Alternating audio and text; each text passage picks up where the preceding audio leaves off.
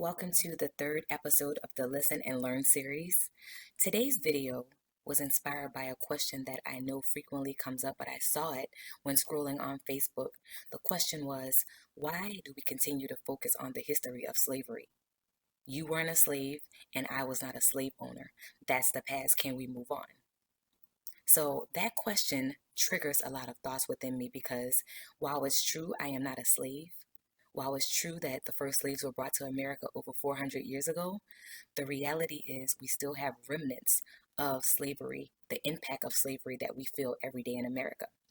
So in this short video, I'm going to go through the laws as they relate to Black people in America over the last 400 years, almost 400 years. So we will begin with slave codes. So if you don't know what slave codes are, I encourage you to look them up. Essentially, the main premise and purpose of slave codes were to prevent slaves from just simply walking or running away from the masters. Remember, the slave code said that slaves could not learn to read. They couldn't assemble, they couldn't gather together, they could not marry, hence the history of jumping the broom. And remember, through all of the time of the codes, the harsh laws were designed to ensure that slaves remain slaves. Remember, at this time, we were not even seen as people. We were seen as property. And more specifically, when we became seen as a person, we weren't even counted as a whole. For every 5 slaves, only 3 were counted. And the only purpose of that was to gain congressional seats and electoral votes. So it was a beneficial thing to say, hey, let's count the slaves now, even though all along we were not even seen as people. I'm from Louisiana. I would encourage you to look at the Code Noir, and it's fascinating to read that if we gathered, Black people, if we gathered, the first offense punishment was you would be whipped. The second offense is you would be branded with the fleur de lis. Yes, Saints fans, I'm talking about that fleur de lis, which as I look around my home, I have fleur de lis as decor in my home because we see it as a symbol uh, that just it signifies more than that. But for many of us, we didn't even know that that was the signal. So just knowing that history. So then we'll fast forward to the post-Civil War time when, there was this big war, the Confederate States lost, and then the Black codes became a thing. Now, they didn't exist for a long time, but after the Civil War, and so now we have the Emancipation Proclamation, we have the 13th Amendment. Slaves are now supposed to be considered free, but we have laws that continue to prevent us from exercising these freedoms. So those are the Black codes. They were designed to prevent us from exercising our freedoms. Like, for example, we couldn't own property. We had guidelines on how, when, and where we could work. It's too many to cover in this short video, but you get the premise. We could not vote. We could not serve on juries. We couldn't travel freely or even freely work.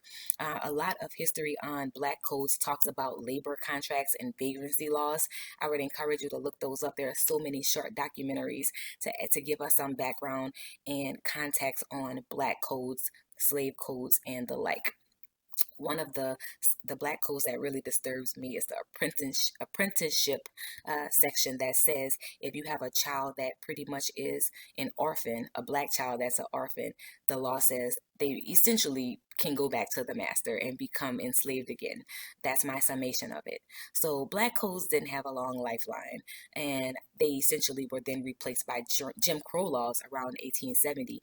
And we all know about the Jim Crow laws. Why? Because 9 times out of 10, either we know someone who lived through that era, i.e. a parent or a grandparent, or for some people, you may have lived during that era, excuse me. So essentially, Jim Crow laws came about around, say, the 1870s, and they were upheld in the Plessy versus Ferguson Supreme Court case that was in 1896 that many of us know about.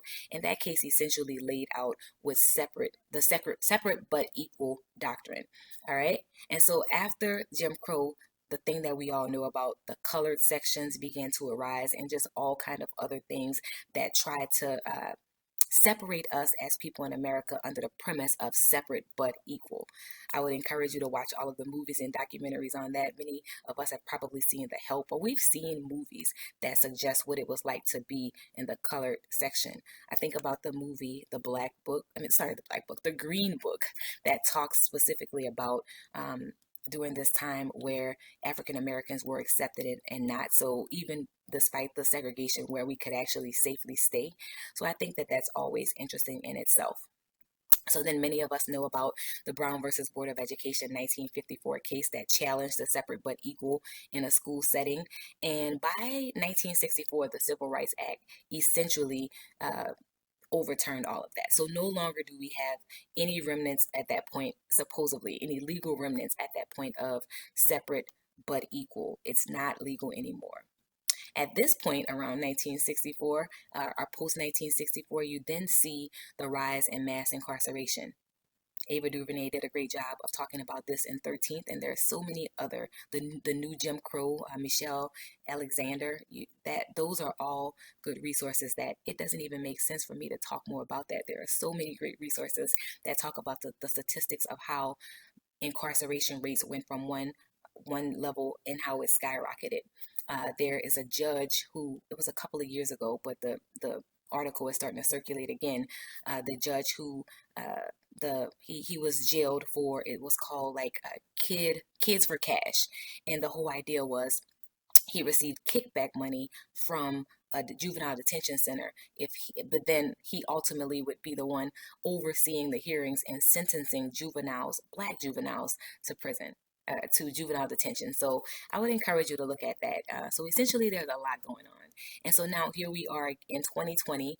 There are a lot of laws that seemingly protect us, but we have to fight oftentimes to enforce these laws. And we know we cannot change history, but we also should not ignore history, especially when many of us still feel the impact. To that argument of, isn't there only one race, the human race?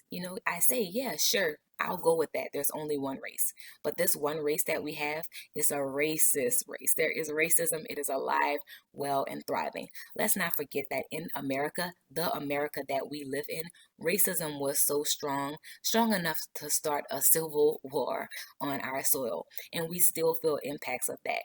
If you don't know what the Confederate flag stands for, might I remind you that the states that lost the Civil War, those Confederate states, had the Confederate flag. And so when we see that flag flown and raised, for some, while it may mean one thing, for me, all I see is we want to get back to this place of having slaves. That's essentially, in a nutshell, what I think about. I think about also, I'm not even going to go there with the whole Make America Great Again, but that's what that makes me think of as well. So that's why it is offensive for some people when we have the Confederate flags or the slogan of Make America Great Again. And I will say this also. I feel like I'm going off on a tangent, but I'm going to say this. When we talk about, the Black Lives Matter movement and George Floyd, and I get some people who I've heard to say, well, why are we making him such a great man? Why is his face on t-shirts? When you're missing the bigger picture of it all. But it makes me think of Robert E. Lee. To all of my fellow Louisianians, might I remind us who Robert E. Lee was? Robert E. Lee fought on the front line for the Confederate States during the Civil War. The losing side, the side that was in favor of continuing slavery and injustices. Yet there are monuments erected and streets named after him. For my Minnesotans, that Christopher Columbus monument that was just pulled down, history suggests that Christopher Columbus may not have been who we want to remember him as. And I would like to respond to one other thing. For the people talking about the Aunt Jemima removal from the box, the pancakes and syrup box, and people want to know, well, why would we do that? That's paying homage to someone, a black woman who was a millionaire, who did great things. Why would we remove that? And they're missing the point. It's not about removing her from the place in history, but it's about removing the racial images and stereotypes depicted on her that has been placed in history. I expect to see other companies follow suit on other brands that still have the racist connotation. There's some history in the word aunt and the role that it plays in the house versus the field during the time of slavery. So I would encourage you to look up what mammy stood for and what aunt our auntie stood for in that context. So for those who have said, well, why are we removing Aunt Jemima from history? This woman did great things. We're not saying that we want to remove her story, but we want it to be properly reflected. Put her actual image on it. Put her actual name on it, not Aunt Jemima, because that was not her name. We're just asking that racist examples that persist in our country be erased. not her actual history. I would encourage you to look at the Jim Crow Museum of Racist Memorabilia, which is located in Michigan. You will be shocked by the memorabilia that has been gathered by this museum. As always, thank you for watching. I encourage you to subscribe to my channel on YouTube and hit the notification bell so you're notified when I post new content. I also encourage you to like this video and let me know if there are some topics that you would like to cover in the near future. Again, I thank you for taking this journey with me as we agree to listen and learn as we take our journey to becoming more bold. Have a great day.